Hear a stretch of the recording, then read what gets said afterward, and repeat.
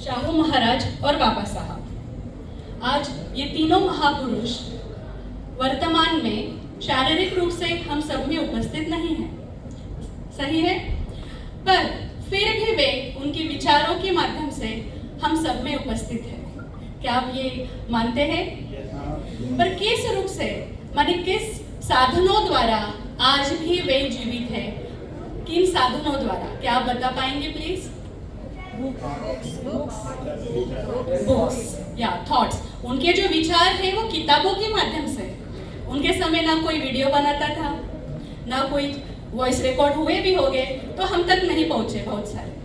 तो उनके विचार, उन्होंने उन समय, जैसे महात्मा फुले, उन्होंने किताबें लिखी, बाबा साहब ने भी किताबें लिखी, और महात्मा फुले और बाबा साहब, उनका बाबा साहब का साप्ताहिक, ये सारे पेपर्स भी थे। पर बाबा साहब, महात्मा फुले 100-150 साल पहले ही हम सब में उपस्थित थे, पर भगवान बुद्ध 2500 साल पहले थे, पर आज भी उनके विचार हम सब में जीवित हैं। तो किन माध्यमों से उनके विचार हम तक आज पहुंचते हैं? भिक्षु संघ और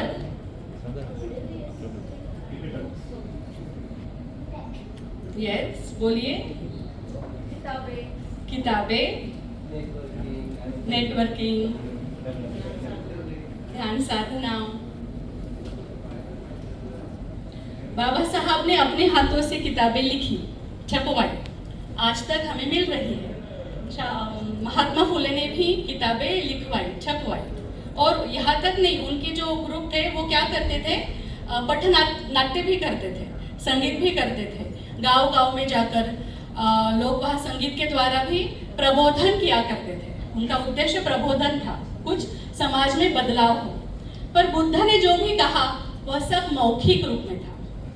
तो आज ये जो इंट्रोडक्शन है इसका और 6th बुद्धिस्ट काउंसिल का क्या संबंध है, आज हम ये सुनेंगे। जब तथागत का निर्वाण हुआ, जब उनकी मृत्यु हुई, उन्होंने पहले ही अनाउंस किया था, जब उनकी मृत्यु हुई, कुछ भिक्षु थे जो आप और हमारे जैसे सर्वसामान्य थे, माने अभी वो अरहंत नहीं हुए थे, जन्म मृत्यु के चक्र से मुक्त नहीं हुए थे, वो रो रहे थे, विलाप कर रहे थे। कुछ भिक्षु अरहंत थे, राग द्वेष मोह से मुक्त हो चुके थे, वो शांत रूप से इस भगवान बुद्ध की जो मृत्यु हुई है शांत रूप से देख रहे थे। पर इसी समय एक भिक्षु था सुभद्रा नाम का, जो बूढ़ा था और अभी अभी भिक्षु बना था। उसने क्या कहा, अरे अच्छा हुआ अभी बुद्ध नहीं है, तो हमें अभी टोकने वाला कोई नहीं है कि तुम ये मत करो, तुम ये मत करो। बुद्ध हमेशा टोका करते थे। तो ये सारी बातें सुनी महाकाश्यप बन गए, और उन्होंने विचार किया कि अभी तो बुद्ध का देहांत हुआ है और अभी ऐसी बातें हो रही है। तो उन्होंने सोचा हमें फर्स्ट जो बुद्धिस्ट काउंसिल है वो करनी चाहिए। क्यों? बुद्ध के जो विचार है हमें उसका संगायन करना चाहिए, हमें उसको दोहराना चाहिए। जब बुद्ध का देहांत हुआ, अंतिम संस्कार हुआ, तो उनके जो अंतिम संस्कार करने के बाद जो अस्थि धातु बचते हैं ना, वो अस्थि धातु 7 अलग अलग पात्रों में बांटे गए, और भारत के अलग अलग राज्यों में विविध राजाओं ने वहां जाकर स्तूप बनवाए, जो हम आज भी देखते हैं। ये महाकाश्यप भंते जी है, जो दुतांगधारी में अग्र थे। तो उन्होंने 3 महीनों के बाद, भगवान बुद्ध के निर्वाण के बाद 3 महीनों के बाद में उन्होंने ये धम्म परिषद ली, और इसमें सिर्फ अरहंत बनते थे, जो राग द्वेष मोह से मुक्त होकर, माने वो हम जैसे सामान्य व्यक्ति नहीं थे। और इन तीनों ने बैठकर, और यहाँ ऊपर 3 भिक्षु आप देख सकते हैं, इन्होंने विनय पिटक, धम्म पिटक, अभिधम्म पिटक और सुत्त पिटक, इन सब की उन्होंने चैंटिंग की। क्यों चैंटिंग की? वहाँ पर एक आनंद भंते थे, वो आनंद भंते की बौद्धिक कौशल्य उनका ये था कि जैसे 1 सेकेंड में कितनी बारिश की बूंदें गिर रही है, अब जैसे कुछ लोग वो भंते लोग काउंट कर सकते थे। तो ऐसे भंते आनंद आपने सुना होगा, हर स्टोरी में आपने सुना होगा, भंते आनंद भगवान बुद्ध के शिष्य थे, उनके सेवक थे, हमेशा साथ रहते थे। तो क्यों साथ में रहते थे? उन्होंने कहा था, मैं आपका आपका शिष्य हूँगा, मैं हमेशा आपकी सेवा करूँगा, पर मेरे भी कुछ टर्म्स है, उन्होंने कहा था। तो क्या है?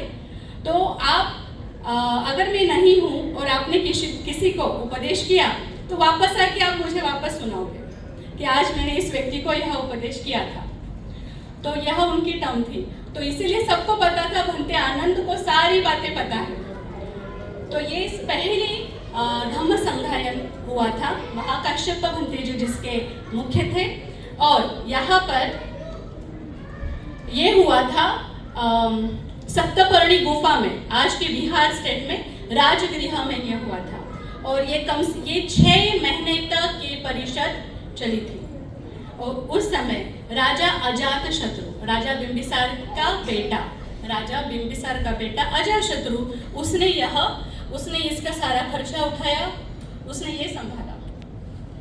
फिर यहाँ पर 500 अरहंत भिक्षु थे और यहाँ पर रेसिटेशन चैंटिंग किया गया कि बुद्ध ने क्या क्या उपदेश किया। फिर भगवान बुद्ध जाने के 100 वर्ष बाद तब वर्तमान भिक्षु संघ को ऐसे लगने लगा कि भिक्षुओं में अलग अलग विचार शुरू है, लोग अलग अलग विचारों की तरफ जाने लगे हैं। तब उन्हें लगा कि हमें धम्म संगायन हमें वापस से करना चाहिए। इसलिए 100 साल बाद वापस से संगायन हुआ और यहाँ पर विनय पिटक के लिए यह संगायन हुआ। उस समय राजा काला अशोक था जिसके माध्यम से यह संगायन हुआ और यहाँ पर 700 अरहंत भिक्षु थे। फिर अब समय है सम्राट अशोक का। रूप से इस भगवान बुद्ध की जो मृत्यु हुई है शांत रूप से देख रहे थे, पर इसी समय एक भिक्षु था सुभद्रा नाम का, जो बूढ़ा था और अभी अभी भिक्षु बना था। उसने क्या कहा, अरे अच्छा हुआ अभी बुद्ध नहीं है तो हमें अभी टोकने वाला कोई नहीं है कि तुम ये मत करो, तुम ये मत करो। बुद्ध हमेशा टोका करते थे। तो ये सारी बातें सुनी महाकाश्यप भंते और उन्होंने विचार किया कि अभी तो बुद्ध का देहांत हुआ है और अभी ऐसी बातें हो रही है। तो उन्होंने सोचा हमें फर्स्ट जो बुद्धिस्ट काउंसिल है वो करनी चाहिए। क्यों? बुद्ध के जो विचार है हमें उसका संगायन करना चाहिए, हमें उसको दोहराना चाहिए।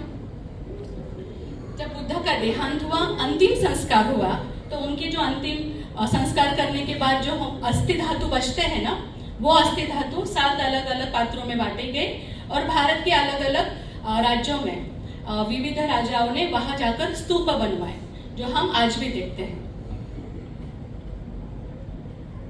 ये महाकाश्यप भंते जी है जो दूतांगधारी में अग्र थे। तो उन्होंने 3 महीनों के बाद, भगवान बुद्ध के निर्वाण के बाद 3 महीनों के बाद में उन्होंने ये धम्म परिषद ली और इसमें सिर्फ अरहंत बनते थे जो राग द्वेष मोह से मुक्त होकर, माने वो हम जैसे सामान्य व्यक्ति नहीं थे। और इन तीनों ने बैठकर, और यहाँ ऊपर 3 भिक्षु आप देख सकते हैं, इन्होंने विनय पिटक, धम्म पिटक, अभिधम्म पिटक और सुत्त पिटक, इन सब की उन्होंने चैंटिंग की। क्यों चैंटिंग की? वहां पर एक आनंद भंते थे।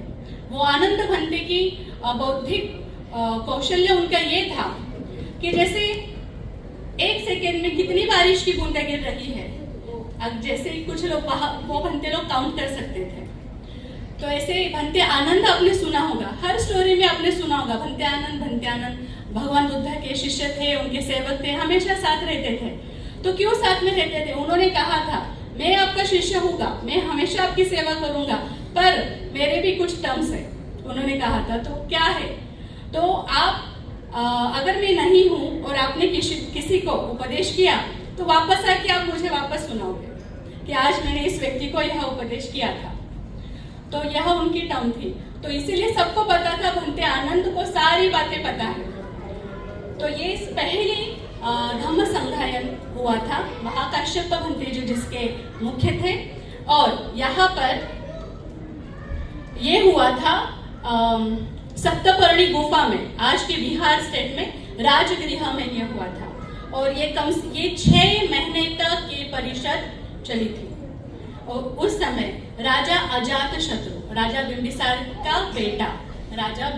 का बेटा अजातशत्रु, उसने इसका सारा खर्चा उठाया उसने ये संभाला।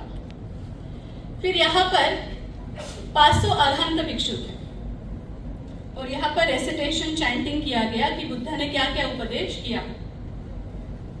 फिर भगवान बुद्ध जाने के 100 वर्ष बाद तब वर्तमान भिक्षु संघों को ऐसे लगने लगा कि भिक्षुओं में अलग अलग विचार शुरू है, लोग अलग अलग विचारों की तरफ जाने लगे हैं। तब उन्हें लगा कि हमें धम्म संघायन हमें वापस से करना चाहिए।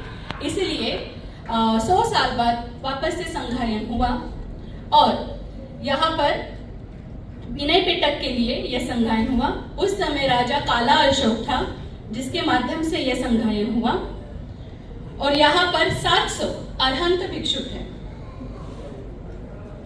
फिर अब समय है सम्राट अशोक का, माने थर्ड बुद्धिस्ट काउंसिल सम्राट अशोक के समय हुई।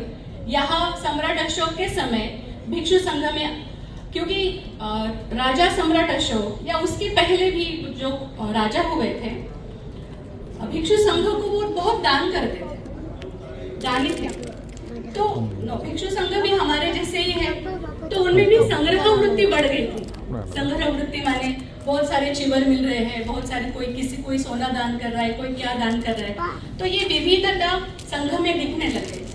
तब भिक्षु द्वारा सम्राट अशोक को बताया गया और तब ये थर्ड वहां पर संघायन हुआ। उसमें से चुनाव किया गया कौन सही भिक्षु है कौन नहीं है। इस प्रकार से प्रश्न कर उन्होंने सही भिक्षु कौन है वो छाटे और उन्होंने समझे कि अब समय आ गया है कि हमें संघायन लेना चाहिए।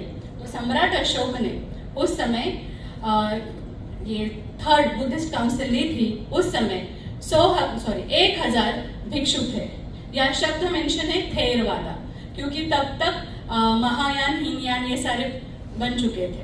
तो थेरवादी 1000 भिक्षुओं को लेकर राजा अशोक ने धम्म संघायन करवाया और यह 7 महीने तक चला। आप कह रहे होंगे क्या हो रहा है संघायन? संघायन माने जो भी बुद्ध का उपदेश है, ऐसे अलग अलग जगह पर भिक्षुओं को भेजा उन्होंने ताकि धम्म का प्रसार हो। और फिर फोर्थ बुद्धिस्ट काउंसिल, तो मैं आपको एक अनोखी चीज यहाँ शायद आपने नोटिस की होगी, ये तीनों काउंसिल जो हुआ वो सब ओरल फॉर्म में हुआ, मौखिक रूप में ही हुआ। अब इसकी जो विशेषता है, जो फोर्थ परिषद हुई, संघायन हुआ, संहिति हुई, इसकी विशेषता यह है नैसर्गिक आपत्ति के कारण जो विद्वान भिक्षु थे उनका देहांत हुआ। बहुत सारे भिक्षु श्रीलंका में मर गए। तब उपस्थित जो भिक्षु थे उन्होंने सोचा है जो विद्वान भिक्षु है इनको सारा ज्ञान ये मौखिक ही है, ऐसे ये सारे भिक्षु गए हैं तो हमें कुछ ना कुछ करना चाहिए ताकि ये बुद्धवाणी हमेशा जीवित रहे, भविष्य में भी लोगों तक पहुंचे। तब जाके उन्होंने चौथी संघायन की और इस संघायन का यह विशेषता है कि श्रीलंका में इन्होंने ताम्र पत्र पर ये सारी बुद्धवाणी लिखी, पाली भाषा में पदलिपि सिंहली में ये लिखा गया। फिर उसके बाद फिफ्थ बुद्धिस्ट काउंसिल म्यांमार में 1871 में हुआ। ये भी 5 महीना चली और त्रिपिटक इस बार मार्बल्स पे लिखा गया। यह इसकी विशेषता है। भिक्षु बता रहे थे और जो कलाकार है वो वहां लिखते जा रहे थे। फिर 6 बुद्धिस्ट काउंसिल म्यांमार में हुई, 1954 में हुई। वहां के जो राजा थे, रंगून के जो राजा थे और वहां के जो प्रधानमंत्री, इन्होंने मिलकर ये संघायन किया और यहाँ पर 2500 भिक्षु न केवल म्यांमार के संपूर्ण विविध देशों के भिक्षु यहाँ आमंत्रित किए गए थे।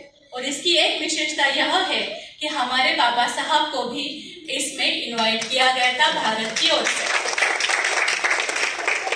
तो बाबा साहब ने अपने आंखों से ये सारी चीजें देखी और विविध देशों के 2500 भिक्षु एक जगह पर बैठकर उन्होंने ये सब चैंटिंग की। अब आप कहोगे कि हमें हमेशा प्रश्न होता है कि अरे ये सब मिक्स किया गया है, ये सब हिंदू धर्म की बातें उठा के हमारे बुक में डाल दिया गया है, क्योंकि हम उसी चश्मे से देखते हैं ना, तो हमें वही समझ में आता है।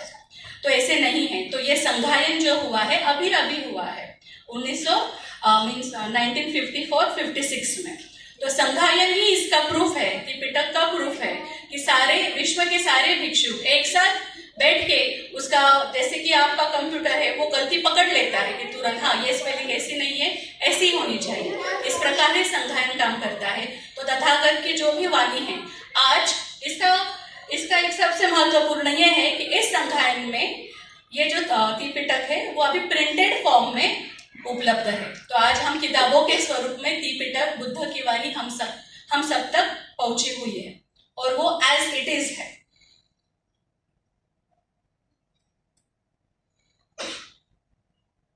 तो आज हम इस पे चर्चा कर रहे थे, शायद आपको बहुत अच्छी जानकारी मिली होगी, पर आज हमारा जो दिवस है, हम धम्म दीक्षा दिवस मना रहे हैं। तो धम्म दीक्षा दिवस लेते हुए बाबा साहब ने हमें सबसे पहले 22 प्रतिज्ञा दी। तो इन 22 प्रतिज्ञाओं में मैं इसे दो भागों में बांटती हूँ कि कुछ चीजें हमें नहीं करनी है, ऐसा बाबा साहब ने कहा है, और कुछ चीजें हमें करनी है, ऐसे बाबा साहब ने कहा है। इसमें दो बातें हैं, मैं ये नहीं करूंगा, मैं ये नहीं करूंगा, हम ये नहीं करेंगे, और कुछ चीजें हमें करने के लिए करनी है, जैसे कि, और यहाँ पर हमें पूरा पंचशील भी दिखाई देता है। और आज मैं आपके साथ चर्चा करना चाहती हूँ इस धम्म दीक्षा दिन के अवसर पर। शायद आपको यहाँ नहीं दिख रहा होगा सही से,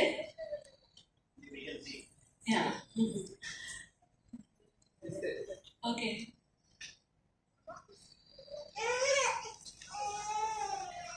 यहाँ पर एक प्रतिज्ञा में बाबा साहब कहते हैं कि मैं 10 पारमिताओं का पालन करूंगा। मैं 10 पारमिताओं का पालन करूंगा। तो मेरे प्यारे दोस्तों, आज इस धम्म दीक्षा के दिवस पर मैं आपसे पूछना चाहती हूँ कि 10 पारमिताएं, तो क्या हम काउंट कर सकते हैं? क्या आप में से कोई हमें बता पाएगा कि ये 10 पारमिताएं कौन कौन सी हैं?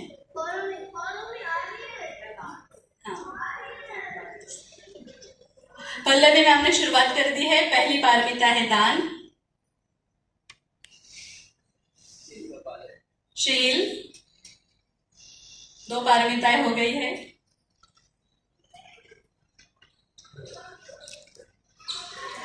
निखम,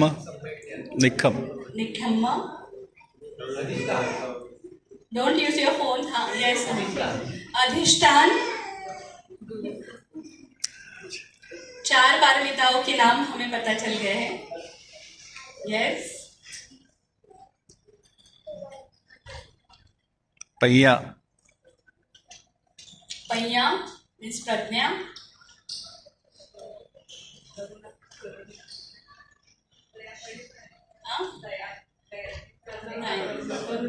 करुणामध्ये एक दया, शील आहे। यस। हम क्यों इस बात पे चर्चा कर रहे हैं जी, आप देख सकते हैं ये सारे शब्द मराठी में लिखे हुए हैं। शील, दान, उपेक्षा, वीर्य, सत्य, करुणा, मैत्री, अधिष्ठान, शांति, निष्कर्म, ये हमारे 10 पारमिता है। जब हम पाली में पढ़ते हैं तो अलग उच्चारण हमें यहाँ मिलता है। तो आज ये स्लाइड आपके सामने क्यों है? क्योंकि 22 प्रतिज्ञाएं देकर हमें बहुत साल हो गए हैं, और आज जो सर ने, जो विदेश से एक सर यहाँ जिन्होंने यहाँ हमें बहुत अच्छा स्पीच दिया, और उन्होंने विश्लेषण किया कि अम्बेडकराइट बौद्ध और जो धर्मांतरित बौद्ध कहाँ फैले हुए हैं, उनमें कहाँ कैसी कैसी प्रगति हुई है, उन्होंने विश्लेषण करने की बहुत सुंदर कोशिश की। पर यही हम इस पे ही चर्चा कर रहे हैं कि इतने सालों बाद, 68 मान इतने सालों के बाद भी ये जो हमारा पहला स्टेप है, वहां पर हम सिर्फ अम्बेडकराइट बनना पसंद करते हैं, हमें प्यार है, सही है, पर उसके भी एक आगे वाले स्टेप है। 1 BHK छोड़ के अगर हमें 2 BHK में जाना है तो कुछ प्रगति हमें दिखनी भी चाहिए ना। हम लोग अम्बेडकराइट है, हमेशा ही रहेंगे, पर हमारी प्रगति जो है एक बुद्धिस्ट कम्युनिटी की ओर हमारी प्रगति हमें दिखनी चाहिए, ना केवल एक दिन। हमेशा तो ये सारी चीजें हमारे व्यवहार में हमें लानी है। बंदे ने भी कहा, अगर आप बाबा साहब को एक ग्रेटिट्यूड पेश करना चाहते हो, मानते हो, तो ये 22 प्रतिज्ञाएं हैं, उसमें ही एक दिया है कि पारमिताएं हम नहीं फॉलो करते, हम चर्चा भी नहीं करते, क्योंकि ये हमारे कानों पे नहीं आता है, इसीलिए, क्योंकि हम इस पे चर्चा करना नहीं चाहते, इसीलिए 22 प्रतिज्ञाओं में ही एक प्रतिज्ञा है कि हम अष्टांगिक मार्ग का मैं पालन करूंगा, आजीवन पालन करूंगा। तो यह है अष्टांगिक मार्ग। अपने खुद से ही प्रश्न पूछिए, क्या मुझे ये पता है? क्या मैं जानता हूं?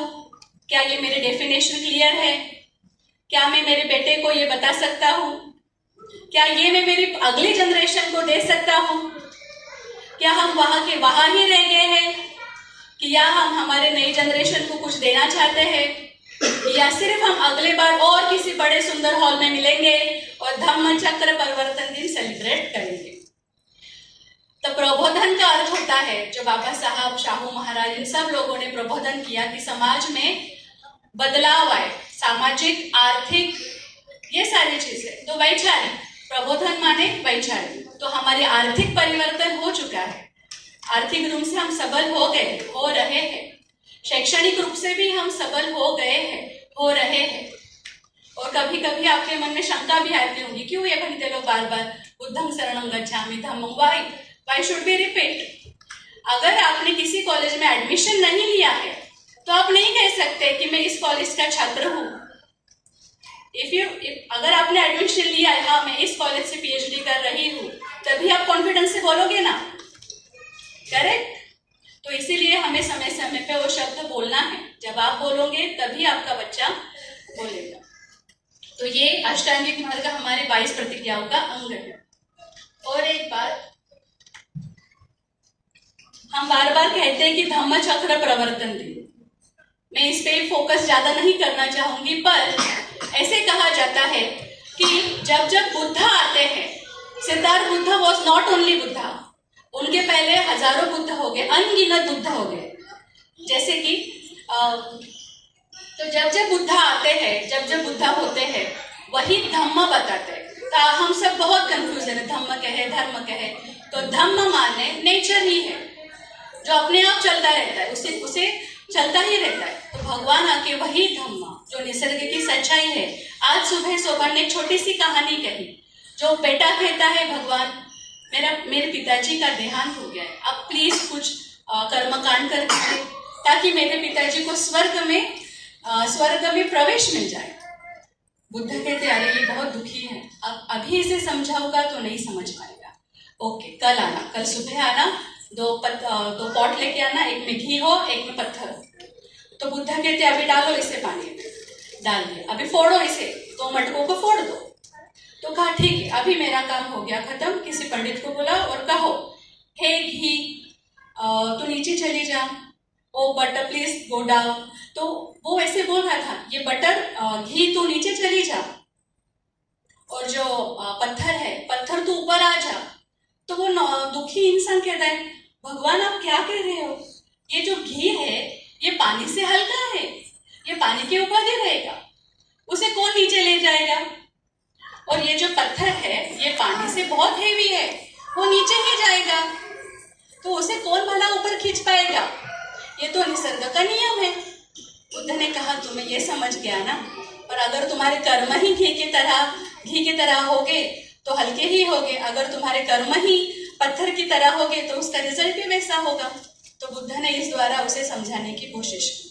तो उसने कहा, it's the law of nature, तो धम्म कुछ अलग नहीं, निसर्ग ही है। तो हम हमेशा कंफ्यूज होते हैं। तो बुद्ध ही आकर हमें धम्म देते हैं, इसीलिए बुद्ध जो उपदेश करते हैं उसे कहते हैं धम्म चक्र परिवर्तन बुद्ध करते हैं। तो हमने क्या किया है, हमने धम्म दीक्षा ली है। तो इस दिन को हम धम्म दीक्षा दिवस कहते हैं।